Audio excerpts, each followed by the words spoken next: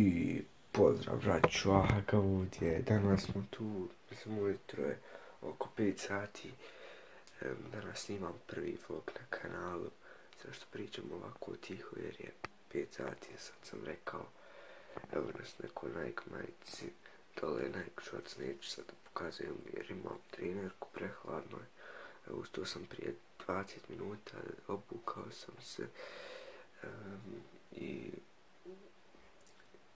završio sam sve što sam trebao. Danas idem na more. Ovo je prvi vlog na mom kanalu. Nadam se da ćete uživati i vidimo se.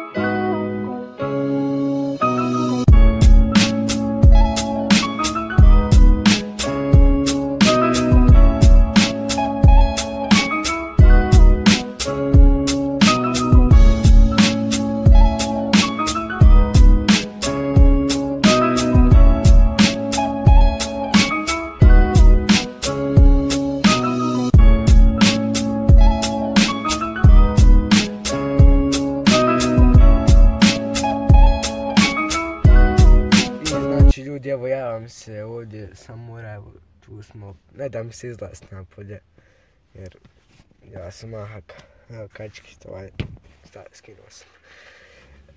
Znači ljudi, evo me stigao sam na more, tu smo, moji su otišli, svi su otišli, ja moram ovdje biti kod auta, pa sam iskoristio priliku da snimim kao outro, ono, znate, razumijete. Ono kad se završava video, pa zato. Ajde, ne zezam više. Eto, znači, hvala vam puno na gledanju, bit će još 2-3 vloga, možda jedan, nemam pojma. Ono, po namoru, znači ljudi, možda neće nijedan biti, ne znam, možda budem debil, ne snimim ništa. Znači ljudi, hvala vam puno na gledanju, mi ćemo se vidjeti sljedeći epizodi, možda igrica, možda vloga. Znači ljudi, hvala vam puno na gledanju, ostanite mi cool, ostanite mi pozitivni, nemojte da vas neko dira. Javite mi se na Instagram ako vas neko dira @a.hdz79 i @ahaga.187.